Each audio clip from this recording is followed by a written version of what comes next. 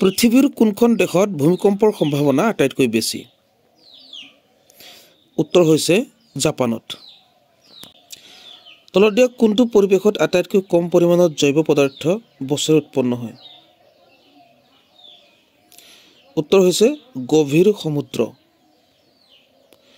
পৰ্ণপাতী বনাঞ্চলত পোৱা এবিধ মূল্যৱান গছ হৈছে? উত্তৰ হৈছে শাল গছ। বৃহৎ নদী বান্ধৰ সৈতে জড়িত আন্দোলনত ভাগ লোৱা সংগঠন কোনটো আছিলে? উত্তৰ হৈছে কৃষক মুক্তি সংগ্ৰাম সমিতি অসম। নেক্সট আছে অসমৰ আটাইতকৈ পুৰণি তেল শোধনাগাৰ কোনটো?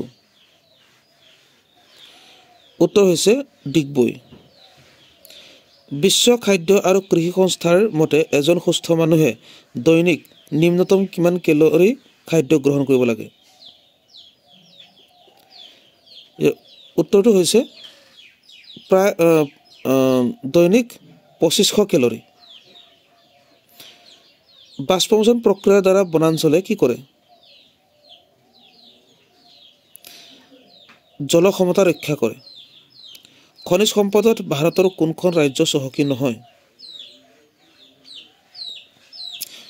উত্তৰ প্ৰদেশ। গছৰ পাতত থকা ৰন্ধ্ৰৰ জৰিয়তে বহু পানী ওলাই যাব পাৰে বা নষ্ট হয়। বেছিভাগ পাতৰ ৰন্ধ্ৰ পাতৰ ভিতৰ ফালে থাকে কিয়?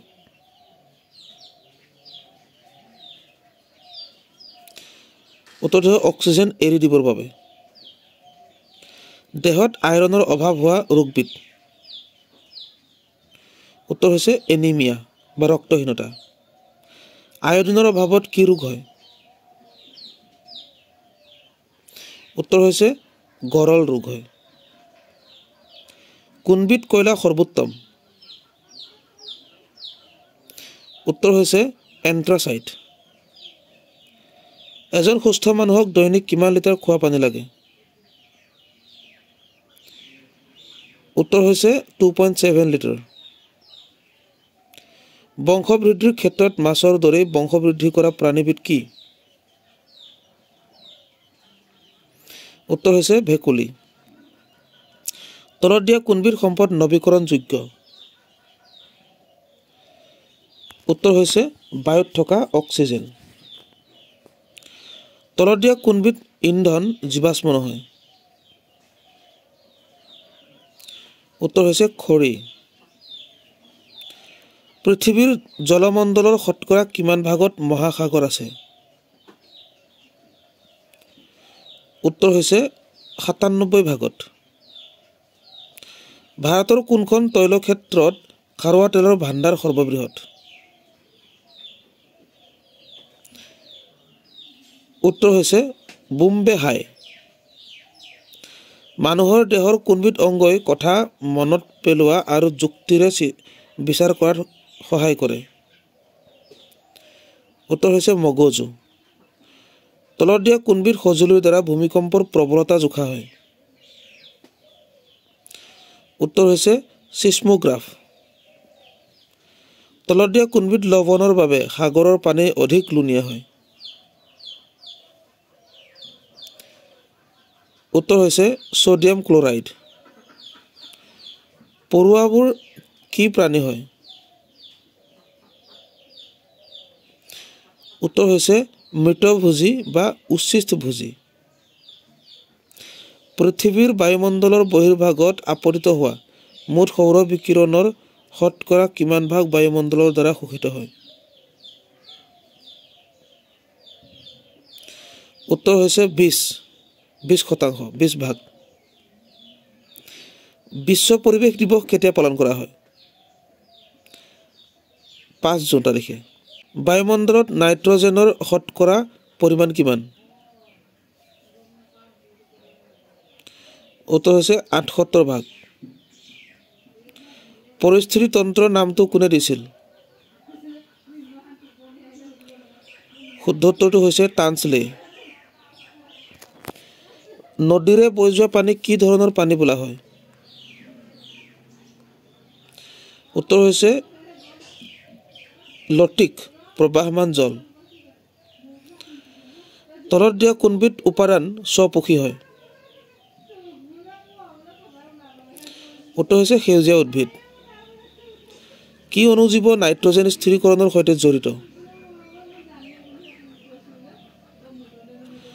উত্তৰ হৈছে নীলা সেউজীয়া শেলাই এনামিবা। কোনো এটা নিৰ্ধাৰিত অঞ্চলত যেনে এটা হ্ৰদত থকা আটাইবোৰ প্ৰাণী আৰু উদ্ভিদ একেলগে কি বুলি কোৱা হয়?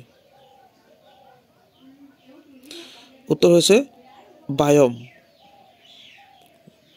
এশিঙীয়া গড় কোন অঞ্চলৰ থলুৱা প্ৰাণী?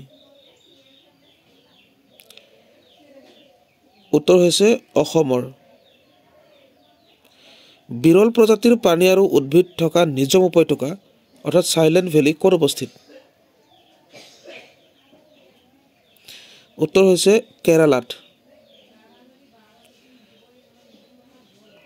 বহিস্থানিক সংৰক্ষণ ব্যৱস্থাৰ উদাহৰণ? চিৰিয়াখানা।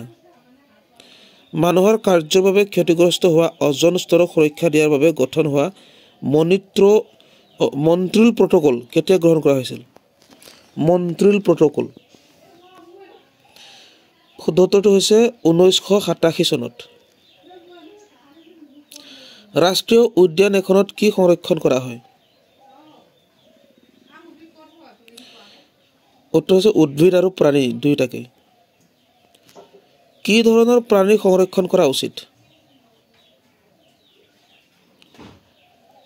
উত্তৰ হৈছে অৱলুপ্ত হৈ যাব ধৰা প্ৰাণী। কোনবিধ বৰ্গৰ প্ৰাণী আটাইতকৈ বেছি সংকটাপন্ন হৈছে?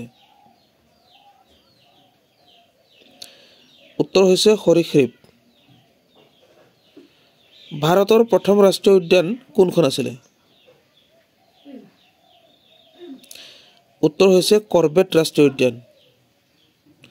ফ্ল'ৰাইডৰ প্ৰদূষণৰ পৰা সাধাৰণতে অনিষ্ট হোৱা অংগ? উত্তৰ হৈছে দাঁত। ভাৰতৰ ৰাষ্ট্ৰীয় জন্তু কি?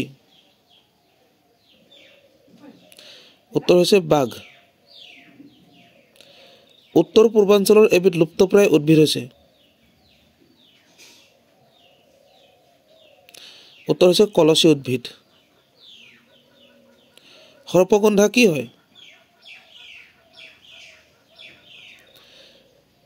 এবিধ সাপৰ দৰে লতা। মৰিচাছ দ্বীপত এসময়ত সততে দেখা পোৱা দদদো চৰাই এতিয়া কি প্ৰজাতি? উত্তৰ হৈছে লুপ্ত প্ৰজাতি, এতিয়া বৰ্তমান নাই। জাপানত হোৱা মিনামাটা ৰোগৰ কাৰণ কি আছিলে? উত্তৰ হৈছে জলপ্ৰদূষণ। উদ্ভিদ আৰু প্ৰাণীৰ মাজত থকা সম্পৰ্কৰ এটা মুখ্য কাৰণ হ'ল? উত্তৰ হৈছে খাদ্য। ভাৰতৰ সেউজ বিপ্লৱৰ পিতৃ কোন? উত্তৰ হৈছে ডক্টৰ M.S. স্বামীনাথন।